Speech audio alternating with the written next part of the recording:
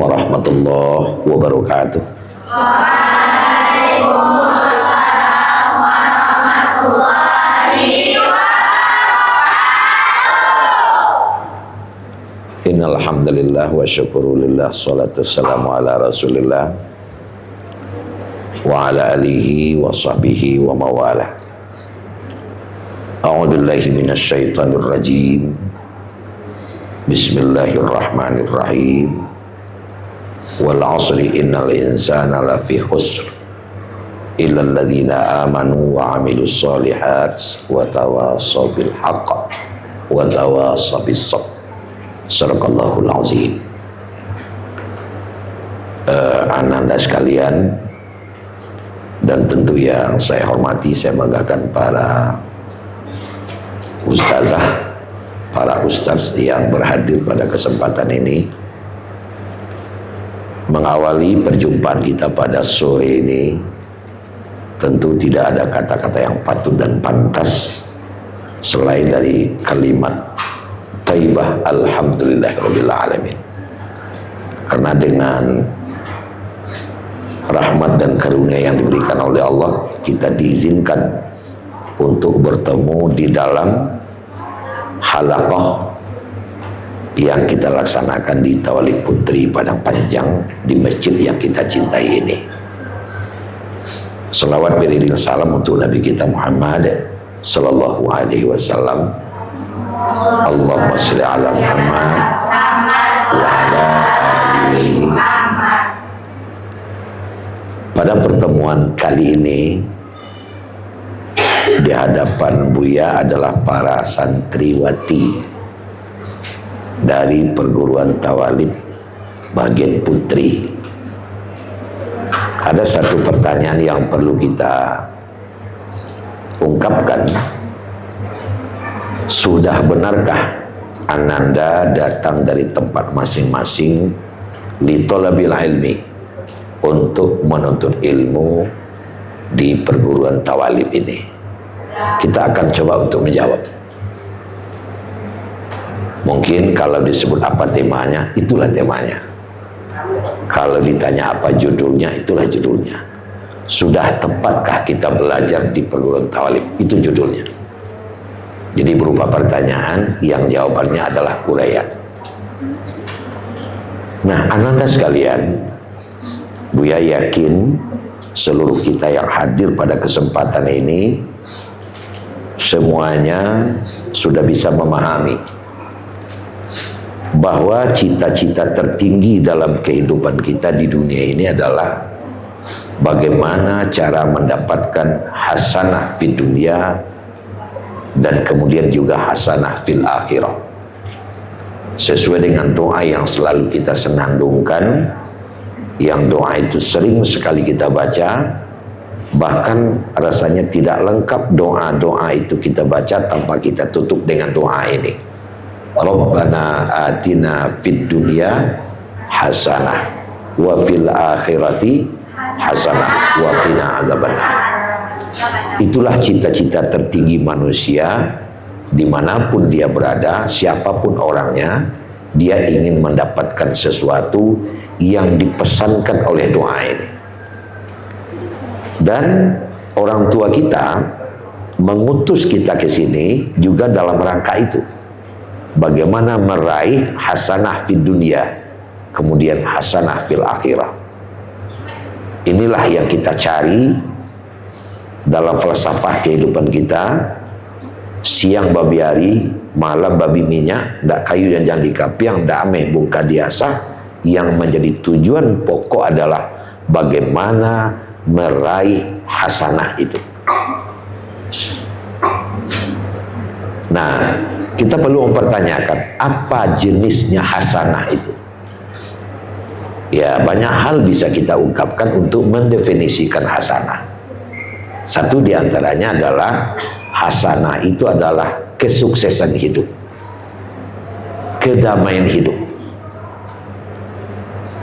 Ananda disebut sudah mendapatkan hasanah apabila di dalam hidup tidak menjadi objek tetapi menjadi subjek. Buya ingin seluruh yang hadir ini pada akhirnya bukan pencari kerja, tapi pencipta kerja.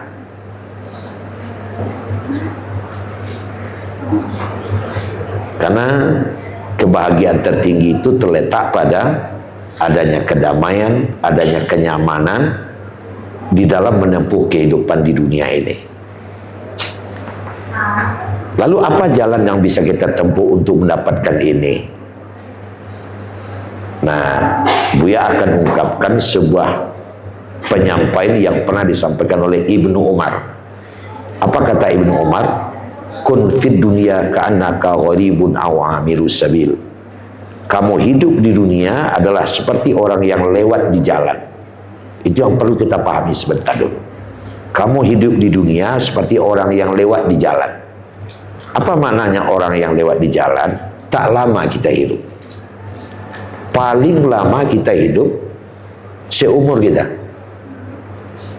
Lalu berapa umur kita? Nah, Nabi kita Muhammad sallallahu alaihi wasallam telah memberikan patok, umatku mayoritas umurnya berkisar antara 60-70. Siapa yang sudah 60 tahun di sini? Ya, belum ada ya. Yang 70 sudah ada belum? Belum. Kalau umurnya panjang nyampe sana nanti. Nabi kita bilang umur umatku hanya berkisar 60-70. Nah, umur 60-70, taruhlah 70 saja, ya tentu kita bagi-bagi pula. Tidak akan mungkin mulai semenjak lahir sampai meninggal itu sudah langsung sukses. Tentu tidak mungkin. Nah, selama itulah kita hidup. Ya, ada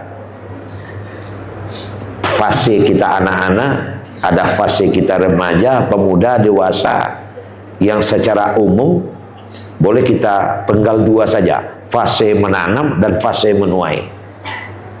Kalau boleh Buya bertanya, sekarang Ananda semua fase menanam atau fase menuai? Fase menanam. Mantap. 100 untuk kita semua. Pasti fase menanam. Nah, oleh karena sekarang adalah fase menanam, maka yang pertama adalah jangan salah tanam. Nah, itu dia. Sebab kalau kita salah tanam, pasti salah panen. Akan begitu. Kalau kita menabur benih padi, kita akan panen padi. Kalau kita menabur benih terung, kita akan panen terung. Tapi ada orang yang menabur angin, akhirnya dia memanen, menuai apa? Bila Anda menabur angin, maka Anda akan menuai badai. Kan begitu. Jadi apa yang kita tanam, pasti itulah yang kita tuai, yang kita panen. Nah, sekarang adalah fase menanam Ananda semua. Dan itu waktunya tidak begitu lama. Lalu umur berapakah atau kapankah fase menuai itu? Ya mungkin mulai semenjak Ananda berkeluarga lah nanti, atau tamat kuliah, mulai bekerja, itu menuai lagi. Makanya bapak-bapak kita, orang-orang tua kita dimanapun berada, apapun jabatannya, dia sedang menuai, memanen hasil usahanya. Nah, kita lihat orang yang sedang menuai, termasuk orang tua kita sendiri yang berada di kampung. Mereka sekarang adalah menuai hasil yang ia tanam selama ini. Nah, secara umum yang menuai hasil itu ada dua pula. Ada yang sukses, ada yang gagal. Apa ukuran sukses gagal itu? Ternyata ukurannya bukan pada harta yang berlimpah ruah, bukan pada pangkat yang tinggi, tapi ukurannya adalah pada ketenangan yang ada di hati. As-sakinah fil qulub. Ananda pernah mendengar seorang pejabat tinggi masuk penjara? Pernah, sering kita dengar. Bahkan ada sekarang yang sedang dikejar, ada saat ini yang sedang dikurung. Berarti dia sedang menuai yang salah dia tanam selama ini. Ada orang yang sudah berlimpah ruah hartanya, tapi sekarang juga dikejar karena cara mendapatkan harta itu tidak benar. Pada waktunya sedikit. Nah, oleh karena itu menanamlah dengan cara tanam yang tepat. Nah, apa sebenarnya yang harus kita tanam? Ananda semua, Tadi kan ada pertanyaan, sudah benarkah Ananda melanjutkan pendidikan di perguruan ta'lim? Itu judulnya, dia tidak boleh dijawab. Judulnya itu tidak boleh dijawab. Jawabannya pembahasan. Akan begitu. Nah, sekarang Buya ingin uraikan. Ada orang mengatakan bahwa dengan ilmu hidup menjadi mudah, menjadi gampang. Itu memang benar. Karena orang yang bekerja itu ada yang bekerja dengan otot, tapi ada yang bekerja dengan otak. Setahu Ananda, mana yang lebih mahal harganya? Bekerja dengan otot atau dengan otak? Waduh, mulutnya lebar betul. Dengan otak pasti. Kalau dengan otot bekerja, hari ini kalau di daerah kita mungkin ya 150.000 satu hari, 200.000 lah satu hari. Itu masuknya jam 8, pulangnya jam 4, dapat uang 200.000. Karena bekerjanya memakai otot. Nah, pakai otot. Hanya 200.000 hasilnya. Tapi ada yang bekerja dengan otak. Contohnya dokter. Buya pernah satu kali bawa anak kita, mungkin sudah menjadi kakak oleh kalian ya. Sekarang dia sudah punya anak 3 pula. Betul dia sakit, dibawa ke dokter ke Bukit Tinggi, Dokter Hamson di belakang Balok, yang kampungnya Bukit Tinggi pasti kenal itu. Ada Dokter Hamson. Ya, akhirnya diperiksa oleh dokter. Setelah diperiksa, sebelum ngambil obat, ada yang manggil, ke sini dulu Bapak katanya. Bapak bayar 250.000. Belum apa-apa udah bayar 250.000. Ternyata itu bayar pemeriksaan. Hanya disentuh 5 kali. Ternyata 1 kali sentuh 50.000. Sentuh. Sehingga 250.000. Coba kalau dia sentuh 10 kali. Saya bayar berapa? Bayar 500.000. Kalau dia sentuh 20 kali, bayar 1 juta. Bisa jalan kaki kita pulang itu. Kenapa kok semahal itu? Bekerjanya dengan otak. Bekerjanya dengan otak.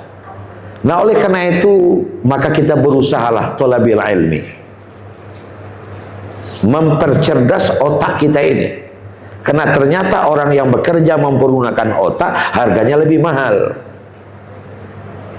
Nah, bagaimana cara untuk mempercerdas akal kita? Nah, Ananda sekalian, setiap manusia yang lahir pasti dikasih akal. Tapi akal yang dikasih oleh Tuhan itu baru berupa gelas. Taruh ini gelas. Gelas yang diberikan oleh Tuhan itu masih kosong. Gelas itu manfaat apa tidak tergantung kepada isi. Apa isi gelas? Itulah harga gelas. Kalau gelas tadi kosong, kita isi dengan kopi, naik harganya. Kalau tadi gelasnya 2.501, masuk kopi, tambah 4.000, menjadi 6,5. Naik harganya lantaran isi. Itu baru dengan kopi. Kalau teh telur, oh naik lagi. Bagaimana kalau kita isi dengan emas sepenuhnya? Berapa naik harganya?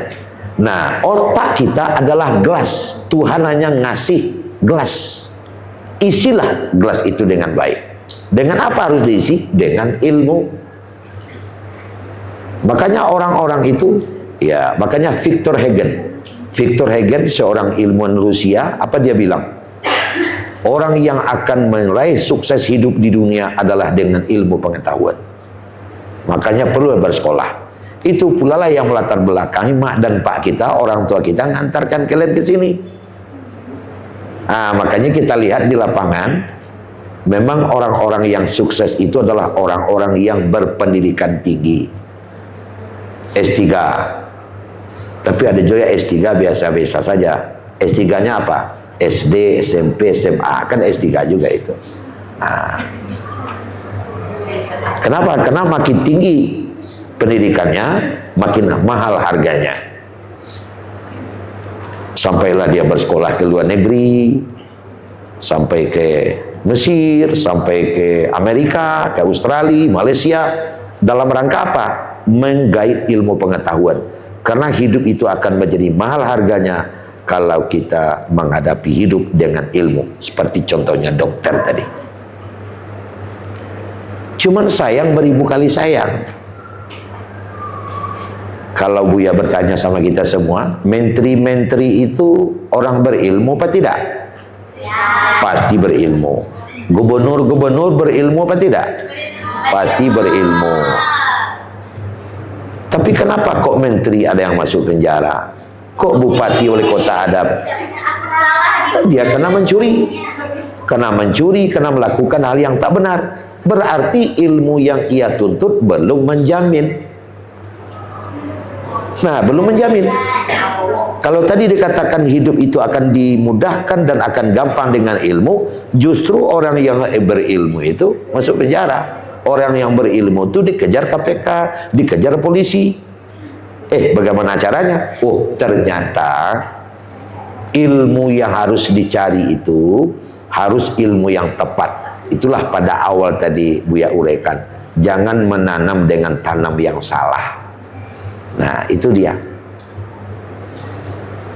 Nah, bagaimana caranya? Ternyata batang tubuh kita yang satu batang ini, mulai dari kepala sampai kaki, itu ada 3 yang harus diisi secara seimbang. Mana 3 yang harus diisi secara seimbang?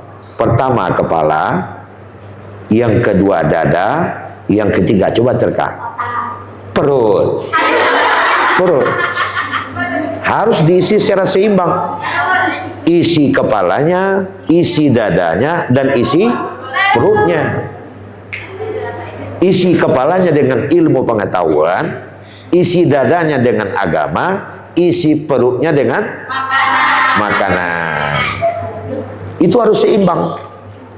Tidak bisa hanya ngisi kepala saja, tidak bisa hanya dada saja, apalagi kalau hanya ngisi perut saja. Ketiganya harus seimbang. Nah, sekarang kita bicara dari bawah dulu, perut. Isi perut penting. Muhimmah jiddan, sangat penting. Sebab di dalam agama kita juga dibilang. Buya mau bertanya, kalau tubruk waktu sholat dengan waktu makan, Nabi kita nyuruh ngapain dulu? Makan dulu. Biar kita bicara sambil makan di mana mau sholat, ketimbang membayang-bayangkan makanan dalam sholat. Ada kejadian loh. Ada 10 orang berbuka puasa. Ternyata yang 10 orang ini terjadi beda pendapat. 5 orang bersikukuh makan dulu, 5 orang sholat dulu. Akhirnya ya belah 2 lah. 5 orang sholat, 5 orang makan. Tapi sayang sholatnya di dekat orang makan. Akhirnya yang sambil makan, pas sholat rakaat kedua, yang makan ini bilang, kenapa kau habiskan? Kan teman masih sholat. Nggak khusyuk sholatnya lagi. Yang dalam sholat bilang dalam hati, enak aja deh, kita belum makan dihabiskan katanya. Makanya itu artinya apa?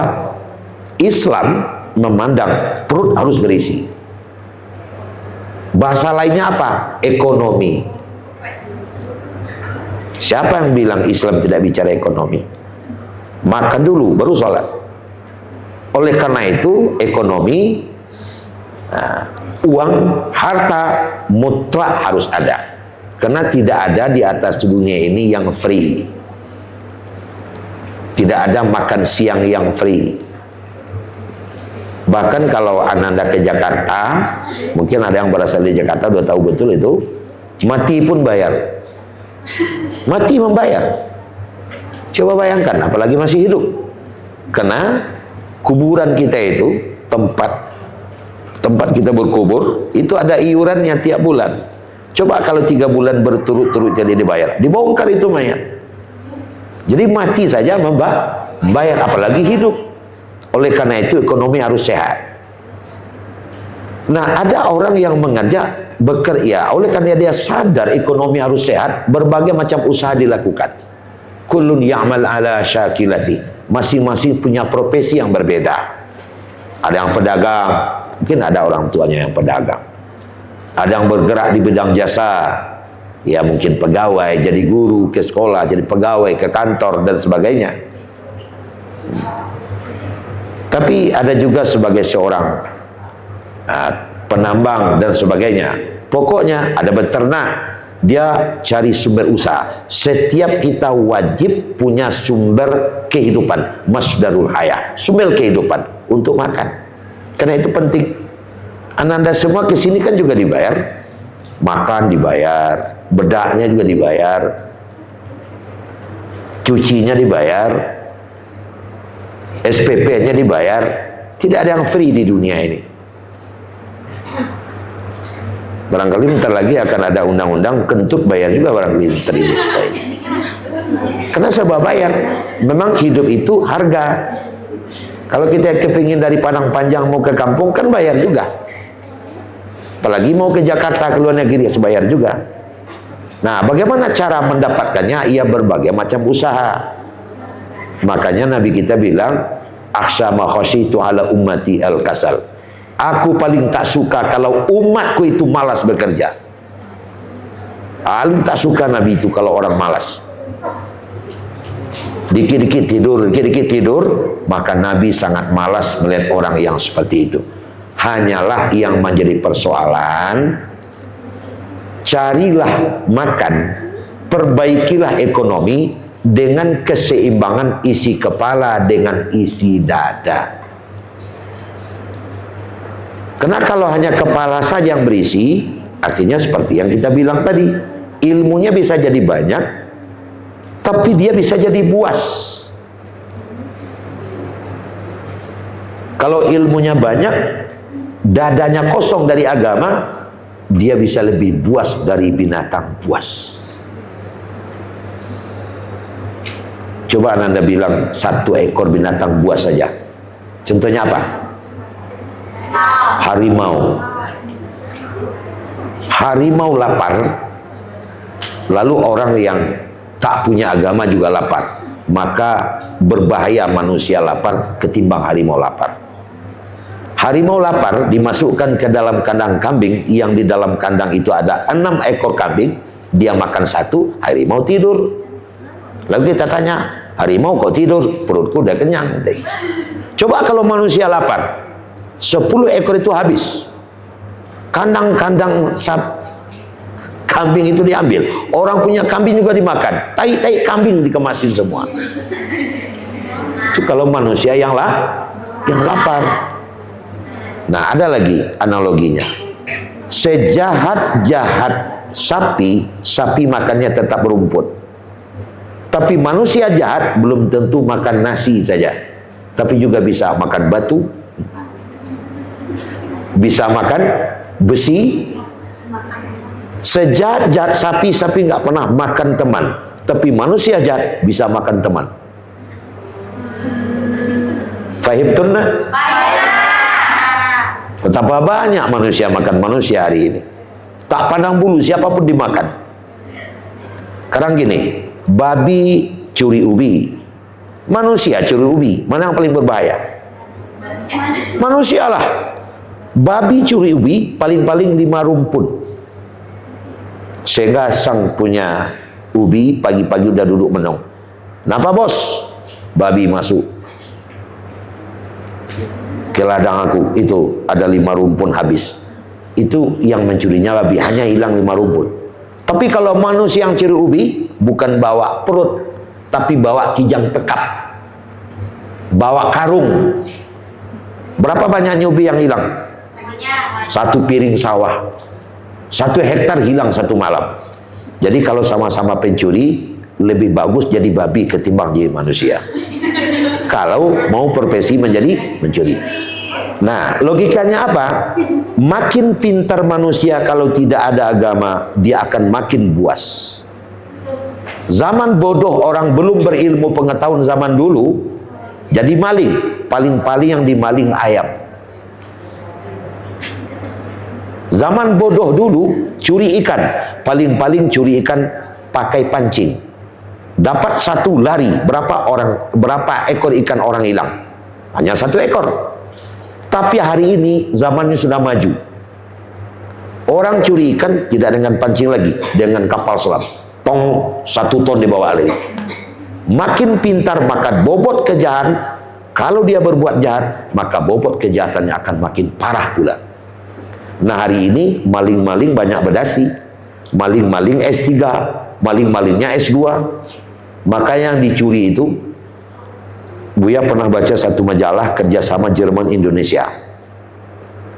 Di sana dituliskan bahwa telah terjadi di Luxembourg itu pencurian ginjal.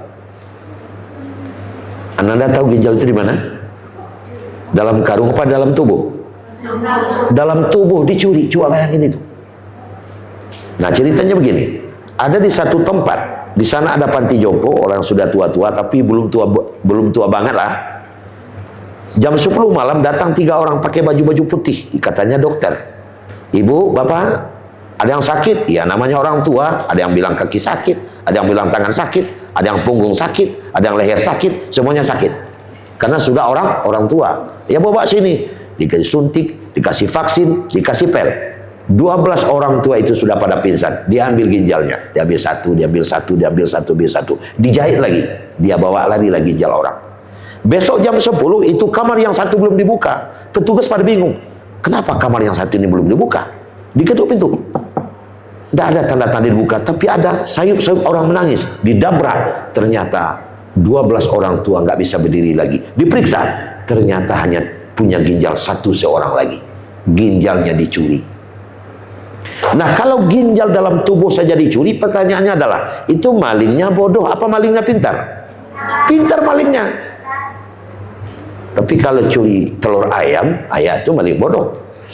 Curi sandal di masjid itu maling bodoh. Sekarang ginjal dicuri, menandakan malingnya bersekolah, malingnya itu seorang dokter, kan begitu. Jadi artinya apa?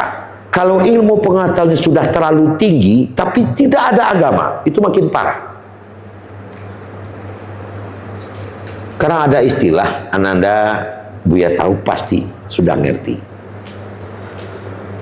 Ada istilah yang terjadi hari ini, makin diobat makin sakit. Ya. Makin diobat makin sakit. Makin dipasung makin gila. Kan orang gila dipasung, tapi makin gila dia. Artinya apa? Makin tinggi pendidikannya, makin jahat dia.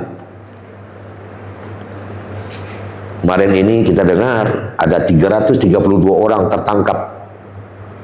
Ternyata adalah pelaku judi online. Judol. Warga negara asing yang bekerja di sini pasti kerjasama dengan orang kita. Itu bukan orang-orang bodoh. Dia sudah bisa memainkan secara online itu.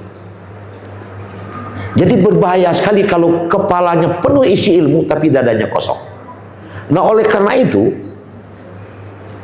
pintarlah hari ini para orang tua, dan termasuk orang tua kalian, sangat tepat memilih lembaga pendidikan yang mementingkan mengisi keduanya, mengisi kepala dan mengisi dada. Karena itu satu-satunya jalan keluar agar kita bisa menanam yang tepat, agar kita menuai yang tepat.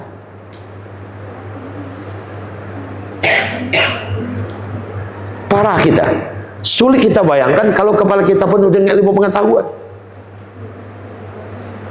Sudah banyak contoh, sudah banyak fakta-fakta di lapangan kita lihat, akhirnya terniaya. Nah, oleh karena itu pendidikan yang bisa mengantarkan kita, nah awal apa yang kita sampaikan tadi, ketenangan dan kenyamanan serta kesuksesan di tengah-tengah kehidupan adalah pendidikan yang penuh dengan keseimbangan. Kepalanya diisi, dadanya diisi. Diisi dada dengan agama. Makanya dengan ilmu hidup kita akan bisa menjadi mudah, tapi dengan agama hidup kita menjadi terarah. Nah, ini yang paling pokok. Hidup kita menjadi terarah. Nah, sekarang endingnya begini. Buya yakin pasti ada kita yang bertanya, kenapa kalau seimbang antara kepala dengan dada itu hidup kita bisa selamat? Nah, Ananda sekalian, ceritanya gini. Tadi sudah dikatakan oleh Ibnu Umar, hidup itu seperti jalan. Jalan itu ada yang mendaki, ada yang menurun, ada yang mulus, ada yang berbatu-batu, bahkan berduri-duri. Ada satu lagi Ibnu Umar juga, inna dunya bahrun amiyakun. Dunia itu adalah lautan yang sangat dalam. Artinya apa? Dunia pasti goyang. Yang namanya permukaan air tidak pernah tenang. Pasti permukaan air itu bergelombang. Makin ke tengah, gelombangnya akan makin besar. Ananda sekarang kan baru memulai hidup. Tadi Buya sudah sampaikan sama Ananda, sekarang baru masa menanam, belum terasa. Banyak sekali godaan-godaan di dunia ini. Lalu siapa yang akan keluar sebagai pemenang? Orang yang punya tahanan. Orang yang punya modal. Modalnya adalah isi kepala dengan isi dada. Ananda sekalian, kita tahu betul bahwa Allahu Akbar. Innallaha ala kulli syai'in. Allah yang berkuasa segalanya. Man proposes but God disposes. Manusia hanya berencana, tapi Tuhan yang memutuskan. Kita boleh berusaha, tapi Tuhan yang memutuskan. Kadangkala di dalam hidup kita sering menemukan yang tidak sesuai dengan keinginan kita. Kita kepingin panas, yang datang hujan. Kita kepingin hujan, yang muncul panas. Kita mau pulang kampung, mau ujian. Kita mau istirahat, alhamdulillah gurunya sakit, ternyata nggak jadi sakit. Banyak terjadi hal yang di luar keinginan kita. Nah, bagaimana kita menyikapi yang di luar keinginan? Ini ada satu contoh. Itu hanya dengan agama. Ananda pernah dengar nama Luqmanul Hakim? Luqman, pernah disebut? Kalau nggak salah itu diabadikan menjadi nama salah satu surat dalam Al-Quran. Namanya surat Luqman. Itu kan nama hamba Allah, itu nama seseorang. Digelar Luqmanul Hakim. Dia hidup di zaman Nabi Daud. Luqman bin Unuqa bin Sadun. Jadi kakeknya nama Sadun. Sadun itu kulit hitam. Nah, Luqman ini dia punya anak satu orang namanya Taran. Siapa namanya? Taran. Ada yang nama Taran di sini? Enggak ada lah ya. Namanya Taran. Satu kali Luqman dengan Taran pergi ke satu tempat, satu kampung, tujuan untuk berdakwah. Bareng sama anaknya naik keledai. Anaknya naik keledai, dia naik keledai. Taran jalan di belakang, ayahnya Luqman di depan. 10 kilo jalan, Taran bilang sama ayahnya, ayah, kelihatannya keledai ayah sudah agak letih. Ya namanya keledai kan hanya sedikit di atas kambing besarnya. Lalu ditunggangin. Badan Luqman itu gede. Ya keledainya kasihan lah gitu ya. Akhirnya dia berhenti. Benar Taran, keledai kita udah letih. Nah sekarang begini saja, kita jalan kaki saja berempat. Kita berdua, keledai berdua. Kau bawa keledai di belakang, nah kita jalan aja. Taran megang tali keledai, keledainya 2 ekor, ayahnya di depan, dia. Karena sambil jalan Taran itu memikirkan, Luqman memikirkan apa yang harus dilakukan sesampai di kampung yang ia cari. Dia lupa menoleh ke belakang. Dia terus jalan. Setelah 7 kilo dia melihat ke belakang, nggak ada lagi anaknya. Mana anakku? Keledai juga nggak ada. Maka dia kembali ke belakang. Ternyata setelah 7 kilo dia temukan anaknya terpapar di pinggir jalan, pingsan. Keledai diam saja. Ya, hendaknya keledai itu kan selalu dia bilang, Pak, Taran pingsan. Tapi keledai diam aja, dia nggak bilang begitu. Ya namanya keledai nggak bisa ngomong kan. Akhirnya diperiksa, waduh anakku pingsan, kok pingsan? Periksa-periksa, ternyata Taran kakinya ditusuk tulang yang punya racun.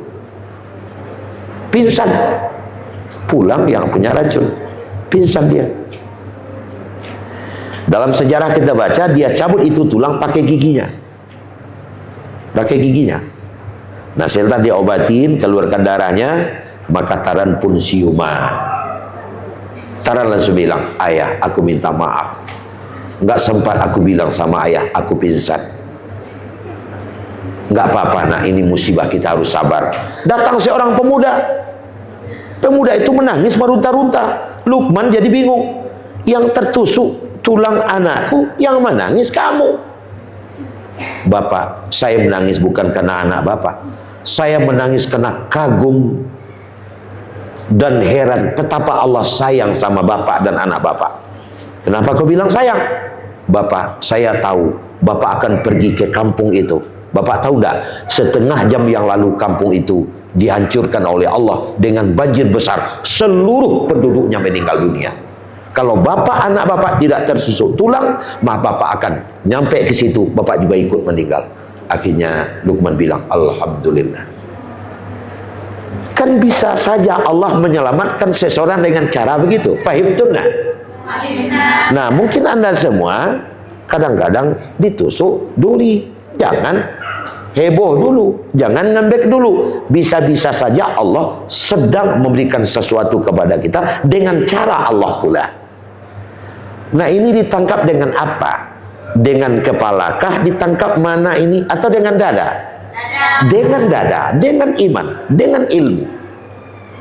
Ada teman bapak lagi orang Palembang, namanya Salman. Adalah salah seorang pegawai kantor Kementerian Agama Kota Palembang. Ada yang dari Palembang? Mungkin ada yang dari Palembang. Terserah lah, ada enggak? Kalau ada ya, kalau enggak itu aja. Kebetulan pagi itu jam 10 dia harus nyampe di Belitung. Diambillah pesawat dari Palembang ke Bangkal Belitung. Jam 6 pesawat dia harus terbang. Siap subuh, selesai sholat subuh ambil taksi. Dia bilang sama abang taksi, driver taksi, Bang, jam 6 sudah harus nyampe ke bandara, saya harus berangkat ke Belitung. Baik mas, kita lewat sini aja mas, kalau lewat sana ntar nanti macet. Ternyata lewat di sana lah yang macet. Tak jadilah dia berangkat ke Belitung. Nggak jadi dia berangkat. Tadi kau bilang macet-macet lewat sini, ternyata benar-benar macet. Marahlah dia sama driver ini. Marah dia. Kau bilang macet, ternyata memang macet. Sudah tinggal aku oleh pesawat. Dia marah-marah. Sampai sewa taksi pun nggak dibayar. Tapi apa yang terjadi anda semua? 45 menit setelah dia marah-marah, dapat info dari TV di bandara itu bahwa pesawat yang bakal dia tempang menukik masuk laut, jatuh, dan sampai hari ini badan pesawat itu tidak ditemukan. Coba kalau dia tepat waktu nyampe, dia pun sudah meninggal. Dia cari lagi supir taksi. Mas katanya, untung saja kau bawa ke sana. Coba kalau ke tepat waktu, dah habis aku gitu. Jadi bisa saja Allah memberikan rahmat kepada seseorang dengan cara seperti itu. Di dalam hidup ini banyak hal-hal yang kita hadapi seperti demikian. Maka iman atau ilmu di dada akan memberikan pelajaran kepada kita untuk bersabar. Itu pentingnya agama.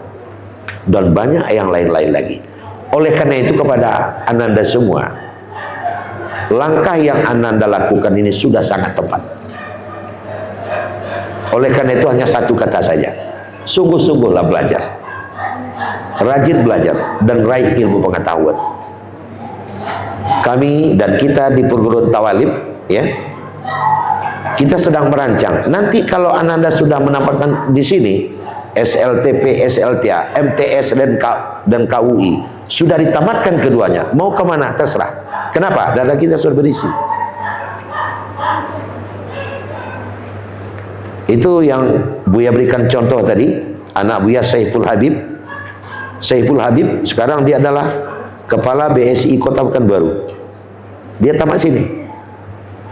Tapi putra maksudnya gitu. S3. Tapi kuliahnya di UI dulu. Bisa dari Tolib ke UI? Ya bisa lah. Bisa. Tapi walaupun dia kuliahnya di UI, tapi hafalannya 13 juz. Walaupun dia kepala bank, tapi kalau ada Jumat dia khatib. Dia bisa jadi imam di rumah tangga, jadi imam di masjid. Di dekat rumah ada masjid, dia yang ketua masjid di sana. Kepalanya berisi, dadanya berisi. Ini kepalanya berisi, ngacap doa, membaca doa bangun tidur jangan nggak dapat. Nah, itu yang kita takutkan. Jadi apa yang kalian lakukan ini, orang tua ngantarkan sini, sudah sangat tepat. Buya tamat dari Tawalib. Kemudian Buya menyambung ke UIN. Kalau dulu YIN. Sekarang Buya sudah pensiun. Di level Sumatera Barat, Buya pernah bertugas di Kabupaten Solo, mungkin ada yang dari Solo, di kota Solo, di Agam, di Tanah Datar, menjadi kepala kantor Kementerian Agama. Tapi udah pensiun, balik lagi dampingi kalian bersama-sama. Tamat di sini, bisa kemana-mana. Nah, oleh karena itu anak-anak sekalian, berteguh niat, perkuat tekad. Insyaallah pada saatnya nanti, kepala kita berisi, dada kita berisi. Kalau kepala sudah berisi, dada sudah berisi, kemanapun pergi aman. Kenapa? Karena rayon dan bujuk hari ini sudah sangat banyak sekali. Nah, untuk itu secara tidak langsung Buya berterima kasih kepada para orang tua kita yang sudah melakukan langkah yang sangat tepat seperti ini. Masa depan cerah insya Allah menunggu anak-anak sekalian. Karena orang yang akan selamat dalam menghadapi kehidupan ini adalah orang yang memang seimbang antara isi kepala dengan isi dada, dan beruswah kepada baginda Rasul Muhammad Sallallahu Alaihi Wasallam. Karena apa gunanya harta begitu banyak tapi mati kita minum racun? Apa gunanya pangkat begitu tinggi meninggal kita ditembak oleh peluru?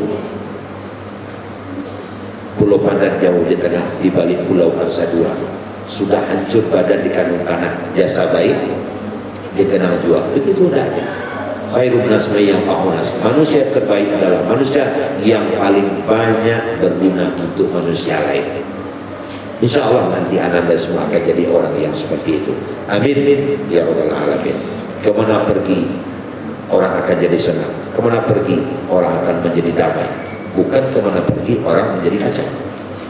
Karena keseimbangan antara kepala dengan dada itu membuat seseorang itu seimbang, sehingga ibadah akhiratnya dengan amal dunianya berjalan dengan seimbang. Ini adalah pertemuan pertama kita. Insya Allah nanti anda akan bertemu dengan bapak-bapak kita yang lain, mungkin ibu-ibu kita yang lain, seperti Bapak Profesor Dr. Abrar. Kita akan menemui anda sama dengan kita, walaupun tidak setiap hari, ya nggak baru setiap hari, karena kita juga mau belajar, tapi secara berkala. Makanya ini tulisannya dibuat halaqah, akan ada dengan materi yang mengasihkan, dengan materi yang banyak. Ini adalah the first time, pertama kali. Nah, mudah-mudahan ini bisa berjalan dengan lancar dan Ananda bisa betah untuk mengikutinya. Dan yakinlah hari ini Ananda bulan sabit sudah terbit dan saat menunggu bulan purnama insya Allah. Mungkin itu saja pada pertemuan kali ini. Terlebih kurang mohon maaf, dan akhirnya Buya tutup dengan pantun di irian burung cendrawasih. Cukup sekian, terima kasih. Banyak maaf. Assalamualaikum warahmatullahi wabarakatuh.